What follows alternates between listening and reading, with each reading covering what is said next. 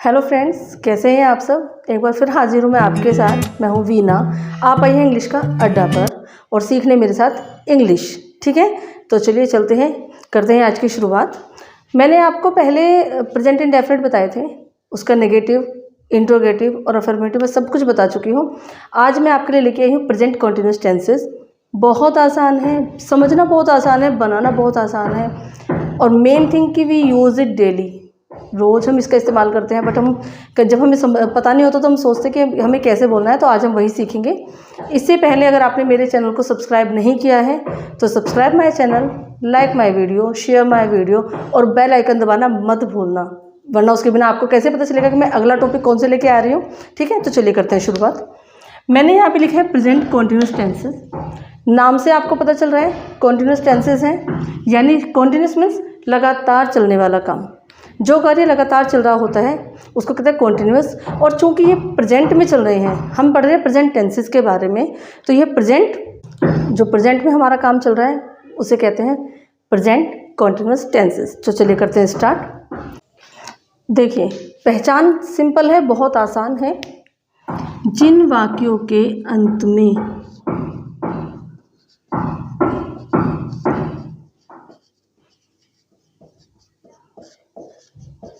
रहा है, रही है, रहे हैं,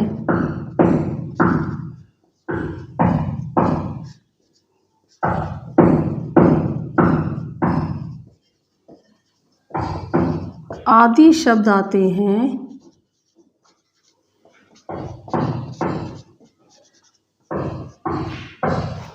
प्रेजेंट कॉन्टिन्यूस टेंसेस कहलाते हैं। देखिए, जो कार्य चल रहा है मैं आपको पढ़ा रही हूँ, वर्तमान में कार्य हो रहा है तो यानी मैं आपको पढ़ा रही हूँ। राम स्कूल जा रहा है, बच्चे खेल रहे हैं, बंदर कूद रहे हैं। सब्जेक्ट हमारा कुछ भी हो सकता है, तो यानी जिन वाक्यों के अंत में रहा है, रही है, रहे हैं आदि आते हैं वो कहलाते हैं हमारे प्रेजेंट कॉन्टिन्यूस टेंसेस। पहचान हमारी क्लियर है, अटकेंगे नहीं। अब इनके बारे में आगे बात करते हैं कि इसको बनाना कैसे है। बहुत आसान है, लेकिन थोड़ा सा एफर्ट तो हर चीज़ में लगता है। तो चलिए करते हैं शुरुआत। पहचान हमारी क्लियर हो गई। अब हम देखते हैं फॉर्मूला। फॉर्मूला यानी इसे बनाने के नियम। देखिए, हर चीज़ के बारे में अगर हम पर्टिकुलर जगह चीज़ में हम नहीं देखेंगे तो हम उसको बनाएंगे कैसे। मैथ हो, साइंस हो, हमें फार्मूला चाहिए होता है। सेंटेंस बनाने के लिए भी फार्मूला चाहिए होता है, याद रखिएगा। इसलिए मैं इसके जो स्ट्रक्चर है उसको फार्मूला बोलती हूँ। तो देखिए, हमने लिखा है यहाँ पर स्ट्रक्चर फॉर्मूला। सबसे पहले सब्जेक्ट, फिर helping verb plus main verb की first form plus I N G and object. Clear है यहाँ तक आपका? Subject, helping verb, main verb, I N G, object. अब हमारी हेल्पिंग वर्ब, रहा है, रही है, रही है वाले सेंटेंसेस में हमारी हेल्पिंग वर्ब आती है is, are, am. Is, are, am. Is का मतलब होता है सिंगुलर में, सिंगुलर के साथ हम इज यूज करेंगे, प्लूरल के साथ आर, यानी बहुवचन के साथ आर, एक वचन के साथ इज, और एम हमारा यूज होता है आई के साथ, यानी मैं हूँ, आई एम। क्लियर है यहाँ तक आपका? अब हम करते हैं स्ट्रक्चर की बात। हम एक सेंटेंस लिखेंगे, उसके बाद मैं आपको बताती हूँ कि हमें सब्जेक्ट कैसे चूज़ करना है, हेल्पिंग वर्ब कैसे बनानी है। देखिए, हम अगर एग्जांपल ये लेते हैं, राम बाजार जा रहा है। क्लियर है हमारा? राम बाजार जा रहा है। अब हम देखेंगे सब्जेक्ट। हमने फॉर्मूला बहुत अच्छी तरह से देखना है। सबसे पहले हम देखेंगे सब्जेक्ट। सब्जेक्ट होता है जो आपके वाक्य में करता है, जो काम करने वाला है, हम उसको सब्जेक्ट लेते हैं। तो राम बाजार जा रहा है, सब्जेक्ट है हमारा राम। फिर है हमारा हेल्पिंग वर्ब, यानी सहायक क्रिया हमारी क्या आती है, हेल्पिंग वर्ब है। पहले हम देखेंगे यहाँ पर मेन चीज़ ध्यान रखिएगा, भूलिएगा मत। जो भी बिगनर्स हैं, जो भी अभी सीखना शुरू हुए हैं, तो प्लीज़ मेक श्योर कि जब आप सेंटेंस बनाएंगे आप इस चीज़ पे फोकस करेंगे। सिंगुलर है, प्लूरल है, जो भी हमारा किसी भी आपके समय में होगा, प्रेजेंट, पास्ट, फ्यूचर में, हमारा यहाँ से क्लियर होता है कि हमें क्या बनाना है, क्या हमारा सब्जेक्ट है, सेंटेंस है, प्लूरल है, सिंगुलर है, कुछ भी है। तो रहा है, पढ़ने से पता चल रहा है कि एक लड़का है राम, जो कि क्या कार्य कर रहा है, स्कूल जाने का, बाजार जाने का कार्य कर रहा है। तो राम इज़ सिंगुलर है। फिर हमारी आती है मेन वर्ब। मेन वर्ब होती है जो वाक्य में कार्य किया गया है, जो भी कार्य किया गया है that is called main verb, यानी क्रिया। यानी मेन वर्ब क्या है, क्या काम कर रहा है, जाने का। जाने की इंग्लिश क्या होती है, गो। और चूंकि हमारा वर्ब में आईएनजी भी लग रही है, क्योंकि रहा है मीन्स, रहा है मीन्स आईएनजी। रहा है, रही है, रहे हैं, जहाँ भी आता है उसका मतलब आईएनजी है। ठीक है, तो Ram is going to market. Ram बाजार जा रहा है। क्लियर है आपका यहाँ तक? देखिए मैंने एक वाक्य लिखा, राम बाजार जा रहा है। मैंने आपको फॉर्मूला बताया है, subject, helping verb, main verb, ING और ऑब्जेक्ट। 1 2 3 4 5 चीज़ें इसमें आई हैं। क्लियर है? जहाँ भी जब भी आप वाक्य बनाएंगे तो सबसे पहले मेक श्योर करेंगे कि हमें सब फॉर्मूले के अकॉर्डिंग बनाएंगे, तो बहुत आसानी से, मतलब बहुत ही ईजी बनते हैं ऐसे सेंटेंसेस। तो सबसे पहले हम सब्जेक्ट देखेंगे। यानी सब्जेक्ट क्या होता है, सब्जेक्ट होता है कर्ता।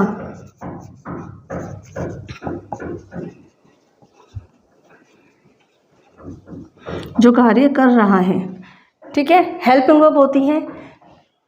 हेल्पिंग वर्ब वो चीज़ें होती हैं, मैं हेल्पिंग वर्ब के बारे में थोड़ी सी आपको चीज़ बताऊं। हेल्पिंग वर्ब के वजह से ही हमें ये पता चलता है कि ये वाक्य किस काल में हुआ है।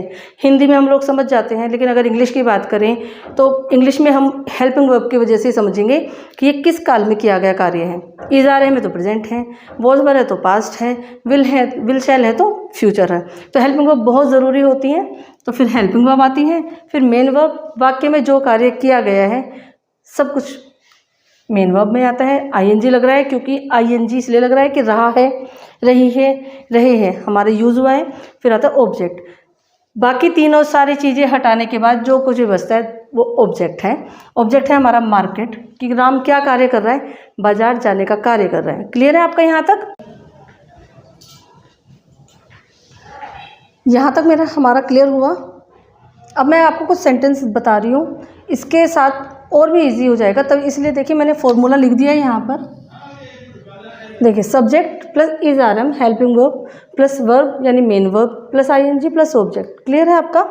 देखिए सीता खेल रही है। अब बताइए सीता क्या है, हमारा सब्जेक्ट है। तो सीता क्या कार्य कर रही है, खेलने का कार्य कर रही है, और सिंगुलर है तो Sita is playing. Sita is playing. ठीक है, दूसरा वाक्य हमारा है बच्चे मैदान में खेल रहे हैं। ये है हमारा प्लूरल, तो बच्चे यानी चिल्ड्रन।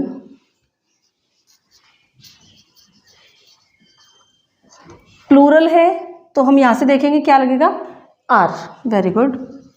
आर क्या काम कर रहे हैं, रनिंग, दौड़ने का काम कर रहे हैं, तो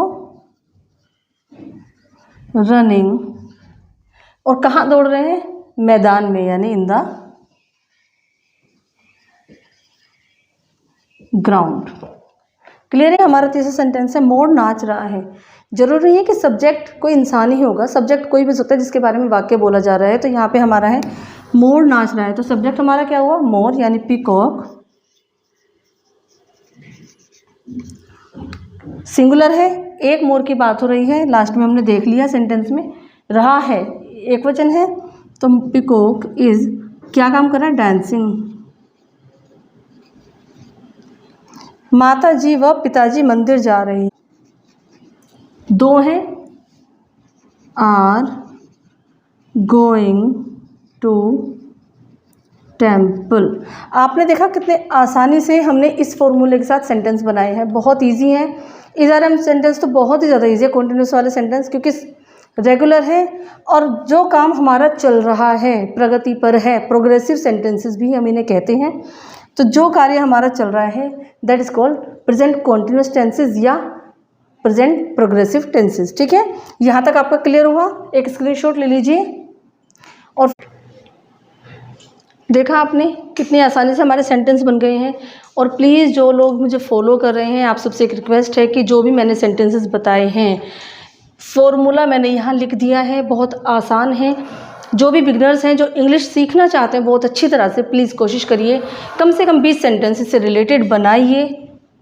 आप चाहें तो मुझे इसका स्क्रीनशॉट मुझे मैसेज में कर सकते हैं और मुझे बड़ी खुशी होगी अगर एक भी आप में से मुझे ऐसे स्क्रीनशॉट लेके भेजेंगे, मेहनत करेंगे, तो मुझे तसल्ली होगी कि मैंने एक के साथ तो मेहनत की है एटलीस्ट, है ना। तो चलिए इसका स्क्रीनशॉट ले लीजिए फटाफट से और सेंटेंस बनाने की तैयारी कर दिए।